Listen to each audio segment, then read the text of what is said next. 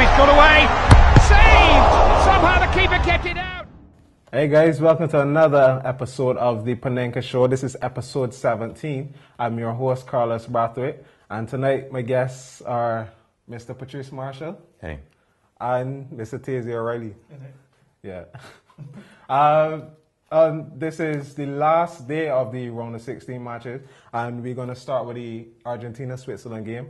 It went into extra time, but Argentina prevailed and they came out 1-0. What are your thoughts on the Argentine performance? Argentina, well, Switzerland carried them to the bone, really and truly. Like, after we saw what France did to Switzerland, we didn't really think that Argentina would get pushed that far, but Argentina, they just about got it in the end.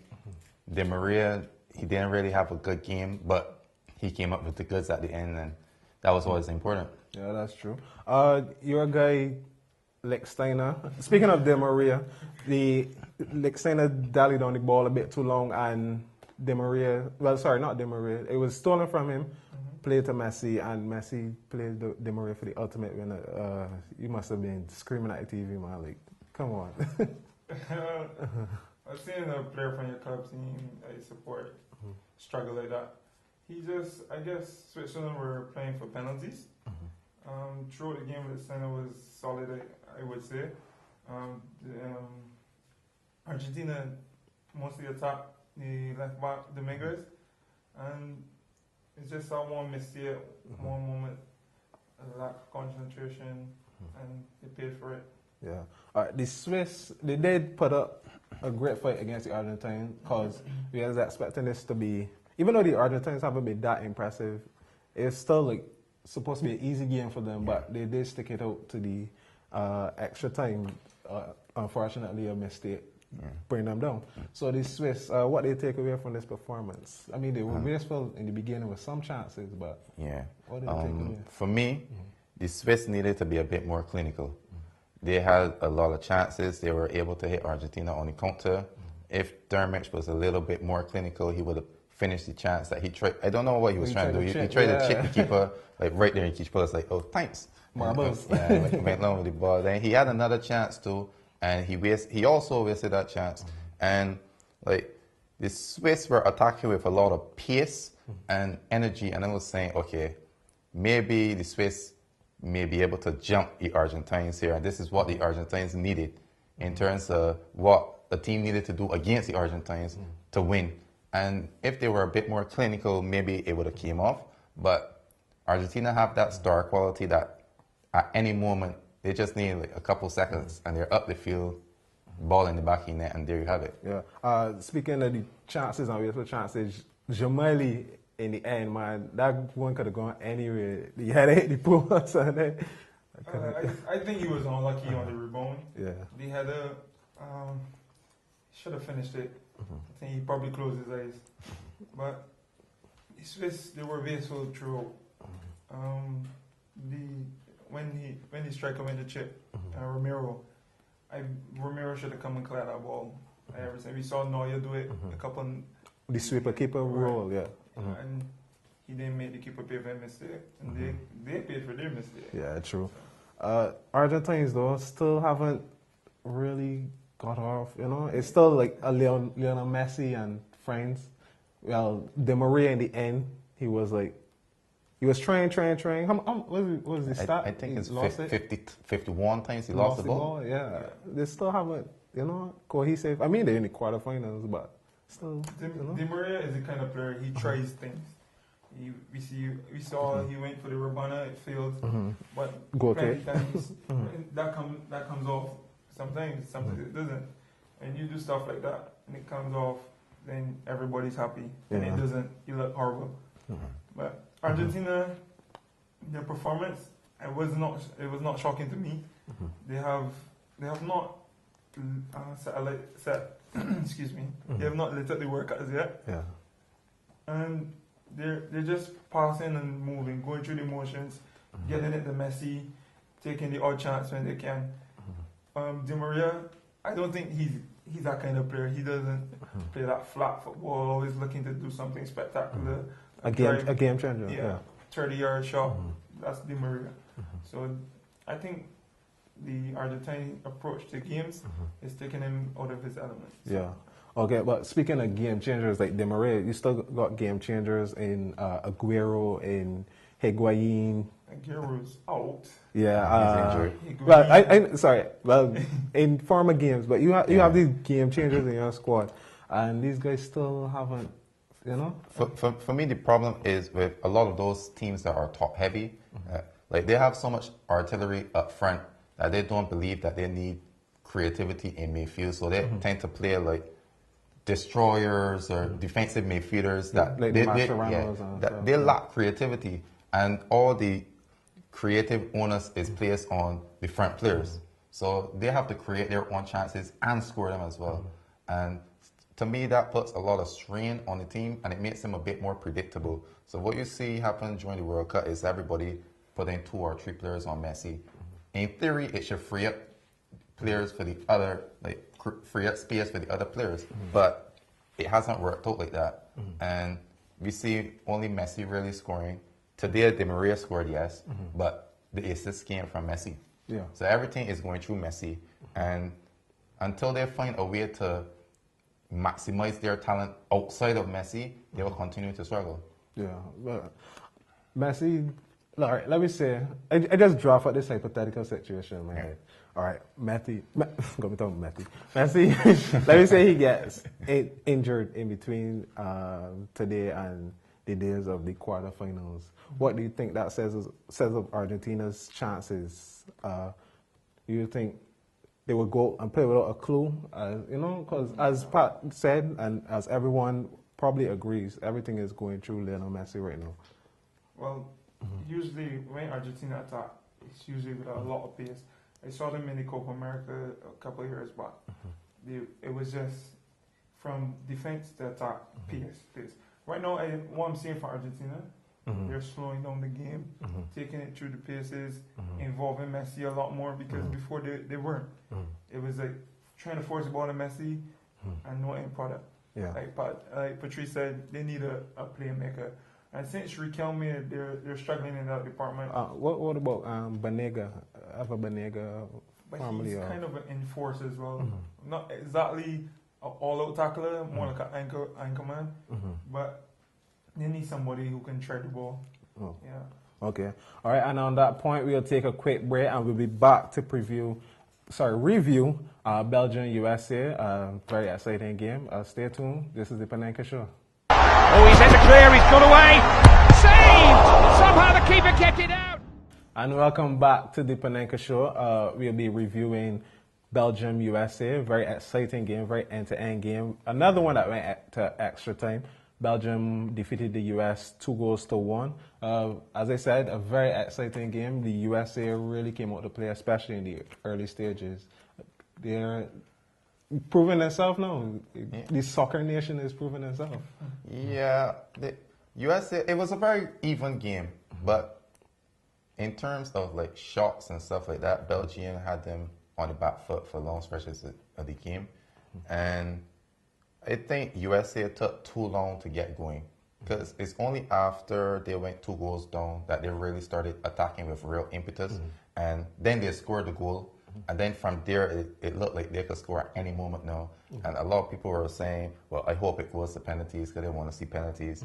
And USA really looked like they could either draw level or perhaps even score 2 late goals and win the game 3-2. So, but I think they waited too long. Especially in the sort of heat that you have in Brazil, and you're going extra time. This is your 10th minute, 15th minute or so, and you're now getting going. So for me, they took too long. Oh, okay. The Belgians went with Origi at top in this fixture. Well, they went with Origi at top in the last one, but Lukaku, he came on and proved his worth again. Well, for the first time, sorry, not again. For the first time for the World Cup, he proved his worth. What do you thought of that? The Argentine squad, it's the same with Belgium. The strikers have to make their own, because in midfield, they hold the ball a little too long, don't release enough passes, because they have attacking midfielders that run with the ball. Just same as Argentina, run with the ball. So Origi, Lukaku, they have to make their own. and with the strength that Lukaku has, he did well. Okay. But with their midfield, Belgian midfield will be a bit different to Argentine. Yeah. They have, well, to go back with the enforcers point, got the Dembeles, you got the Witzels, and Fellaini. They were what you would call, quote unquote, the enforcers. They should be the ones, creating these chances for the forwards, but they just side passes, back passes, At this point in Fellaini's career, Yeah. I think he should decide what he wants to be. Attacking midfielder, defensive midfielder, center midfielder, a passer, an enforcer. He has A second striker He sometimes. has to decide what he wants to be because to me, he's just making it a number. I know.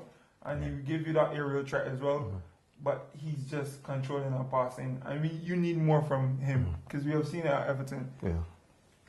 In terms of Hazard, De Bruyne, are the midfielders, Dres Martin from Napoli, they just like the Argentines. They just take the ball, run at you with pace, and it's like they're not even sharing the ball when they get into the attacking third. It's first to score gets the glory. Yeah, but then the kind of players they are that supposed to be that diminutive, dribbling players. Like, isn't that their role in the team to hold it and beat a few players? But not all three of them can do that. You leave that to one person or two people at a time because you still need to bring the strikers into the game. The difference also with Belgium, a team like Brazil, they have the same style, but Fred, he holds up the ball really well. He brings other people into the game and he taps them home and he gets his chance. And the last game he played, he missed a few. But Lukaku has not been getting that service. Already, he's not been getting that service. So when he gets the ball, he tries to make his own. Sometimes he looks good, sometimes he doesn't. Then we carry him down. But Belgium have to work it out or they'll be home. Yeah. For me, I think that the type of players that Belgium has, they're more suited for counter-attacking football. They got pace, they have flair, sort of like Real Madrid. They have the players that they could play that sort of football. But Belgium tend to play a proactive sort of game. They look to impose themselves on the other team. They look to get the ball down. And to me, they don't have the players to play that sort of football. So what you find happening is that De Bruyne does his own thing, and he's a very frustrating player because we know the talent he has, we know the flair he has, and every time he got the ball today, he was looking to shoot, and he was forcing a lot of shots. That's why Belgium finished the game with 39 shots, and a lot of those shots were from outside the area, the top of the box, and they weren't penetrating USA. That's why they took so long to score. So then you got Hazard. Hazard was running line all the time. He was beating his defender, yes, but the cutback was always getting cut out, or when he went to cross, no one was getting onto it because he wasn't on the same wavelength as the rest of his players. Morales came on, he did the same thing. He was starting to make inroads though. He was starting to break down the US defense, but he was practically doing the same thing as everybody else. So it was hard on the strikers. Yeah, okay. Speaking of the USA, as you know, they conceded 2, and as you said, they waited a bit too long. The 2 goals they conceded, though, the defense was a bit tired legs, tired mind. Well, in this case, the scapegoat would be Cameron. He was for both goals. He let the attackers slide by, and for the go-ahead goal with Lukaku, when De Bruyne float the ball and wait for the attack to come forward him, he just stopped playing and just slide the pass in. Lukaku finished. And he's a midfielder. You have to be quick on your feet. Beckerman, he proved himself. He didn't get a start in this game. I guess Cameron played because of the height of Fellaini, but he was the weak link today for me. Okay. As a keeper, how impressed were you of Howard's performance? 16 saves, I think, is a World Cup record. Yeah, Howard was brilliant today. On the first goal, though, he went with his feet. The shot was a little hot, so I guess that's why he chose to go with his feet. But on another day, he probably would go with his hand and get a touch and push it on the post. Howard's World Cup campaign has been impeccable. It's a step up from what I've seen at Everton over the past couple of years. and he seems to be able to organize his defense a little more. I guess this U.S. team is a team in transition, so I guess they're more willing to learn and not as direct as the previous team. And as you can see, they're not missing Landon Donovan. Yeah. Even though some argue, he still is. No, they're not missing him. To me, this team has. USA is a team known for heart and pride, but along with that, they show that they can play today. So they've been good. Okay. All right. We'll be back after this break. We'll be previewing the quarterfinal matches coming up, and also have a little talking point. This is the Panenka Show. Oh, he's had to clear. He's got away. Saved. Somehow the keeper kept it out. And welcome back to the Panenka Show. We'll be previewing the quarters. Very exciting workout so far, so I really can't wait for these ones. Brazil, Colombia, how do you see that one going, Pat? That's tough. That's very tough. Colombia have been the most exciting team to watch at this World Cup so far. We see James really showcasing his ability, and like he gained attention from Real Madrid now. But he actually was bold enough to come out and say, well, I prefer Real Madrid over Barcelona. So that's like a come and get me plea. That would always be the crazy. Yeah. Right, so we got James on one side, and then on the other side we got the face of the World Cup, Neymar scoring a lot of goals, carrying the team on his back. So that's fairly tough. That's a hard game to call. I don't know if it's going to finish 2-1 like a lot of the other games in the tournament, or if it's going to go extra time or penalties. If I'm going to stick my neck out, I may say that Brazil may shield it. Yeah. You agree with that one? Likewise, yeah. Oh, okay. All right, so we'll move on to the other quarterfinal match. France, Germany, a big one, boy. It's a big one. Yeah. But judging on past performances during this World Cup, I would give it to France. France, oh. Yeah, because Germany, the defense it's not what we know of a German defense. Playing with the four centre backs and the one wing back and got the playing in midfield, so that could be a downfall for them. Yeah, they're really struggling in defense. You don't see Germany letting strikers slip in as much. They're not winning as much others. And it's amazing to see that this German side is so weak and yet they have gone so far. Yeah, you agree with that? So you going with the French right there? Yeah, I'd say France. French right there? Yeah, I find that this World Cup, Germany's defense is too slow. Like, they showed, I was on the internet the other day and they were showing like the speeds of the players on the field, and Kroos was the fastest player from Germany, and that's kind of shocking for me. I mean, you got Schürrle, those are players, and Kroos was the one that was recorded with the highest speed. The defense, all of them are slow. Yeah, the fastest is probably Boateng, and he isn't the quickest. So we saw first Ghana exploited it, and then is Algeria that they played, right? Algeria exploited it as well, and if they are not careful, we could see Valbuena and Benzema wreaking havoc in that defense. So yeah, I could see that point where France could be like exploiting that, but at the same time, I think that Germany have the potential to shake them up a bit. France have been going through the motions since that Honduras draw, and I don't know. It took a gaffe from the keeper for them to finally break down Nigeria when the keeper flapped. So you never know. Germany are a fairly clinical team, and it could go either way. Okay. All right. We got the next quarterfinal matchup. The Dutch, Holland, Netherlands, taking on the impressive Costa Ricans who thought they would have got this far. Me, obviously, I didn't think that one. But, go there. Yeah. The Holland, Costa Rica, how you see that one going? Well, naturally, I will give it to the stronger team here. Costa Rica, they're playing impressive, but I think they're losing their legs slowly but surely. Yeah, that last game they were really drained. Yeah.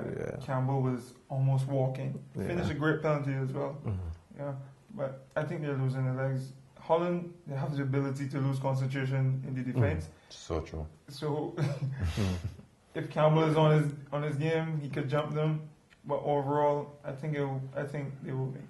I think okay. all of them. As a Dutchman and as a Dutchman, you will go bias on this one. I The wish, orange shirt. I wish for Dirk Kuyt never to play wing back again in life. Never, especially left wing back. He has no left foot. He has no pace. He didn't have the ability to beat his defender. It was kind of disappointing. It was tactical. I was shocked at the lineup he played last time. I hope that he doesn't play that this time. But De Jong is out for the rest of the tournament, so that's a very big loss. Yeah. So Daley Blind probably will have to play a defensive mid unless he goes with Classy. But Classy hasn't played. I don't think he has played for the tournament as yet. So I'll be surprised if he brings him now. Costa Rica, the fairy tale continues. She could continue to the semi-finals too, because you was a bit shit. You were this close out, though. Yeah, it's true. And the thing about it is that they have like the pace and the power to sneak in an early goal and then just shut off. And I could see them with that 5-man defense. They have 5 in defense, 4 in midfield, and they could just sit there with two banks and just soak up everything, and that could be very frustrating. And knowing the Dutch players, when things don't go their way, they just go haywire. Van Persie is likely to just go missing. Robin might go diving for the next 5 players. So, like, it's a toss-up there too. As a Dutch fan, I would like for Holland to win, but you just never know. Okay. All right, and the final preview, the 2 teams we reviewed today, Argentina taking on Belgium, the 2 slightly unimpressive sides, but they got to show up for this game. For Argentina, Belgium, I think it will come down to a battle in the midfield and also the defense. Because both of them, the defense is not that strong. Except Courtois, he's brilliant in bars. Romero, as a goalkeeper, he's average for me. But he's been good at the World Cup so far. So whoever takes the chances in this game should go home victorious. Okay. And what says you on that one, Pat? As we said earlier in the show, they both have similar setups, similar sort of midfield, top heavy. The defense kind of weak. Belgium play with basically 4 centre backs. Argentina, they have a shaky backline, period, and a shaky keeper. So, like, I think it may come down like all the rest of Argentina games may come down to a moment of brilliance from Messi, because he just has that potential to just show up and So, Argentina might shade it. Belgium, I assume may have more shots, more chances, but Argentina could upset him. Okay. All right. Well, speaking of Messi, a quick talking point. You always think Messi could lift the World Cup in Brazil. You think he could lead the Argentines to the World Cup in Brazil? A quick point there. Well, that would be sweet for them. If it's one way to win over the Argentine, as we know, they don't like him as much as they like Maradona. One way to win over the Hearts is to win it in Brazil. But I think they will have a tough time winning this trophy in Brazil. Okay. All right. And we'll leave on that point. Thanks for coming through, Pat. Thanks for coming through to Zero. Really enjoyed it. So, yeah, that's it for episode 17 of The Panenka Show. Follow us on Twitter at The Panenka Show, like on Facebook at The Panenka Show. Got me there, tying up my tongue. Email us, tell us what you think at thepanenkashow@gmail.com. Search on YouTube, The Panenka Show. Like, share, subscribe to the video, and leave a comment below. Let us know how we're doing. Don't forget to check the blog, thepanenkashow.blogspot.com. And see you in the quarters. This is The Panenka Show. My name is Carlos Bathwaite, and see you later. Oh, he's in the clear, he's got away.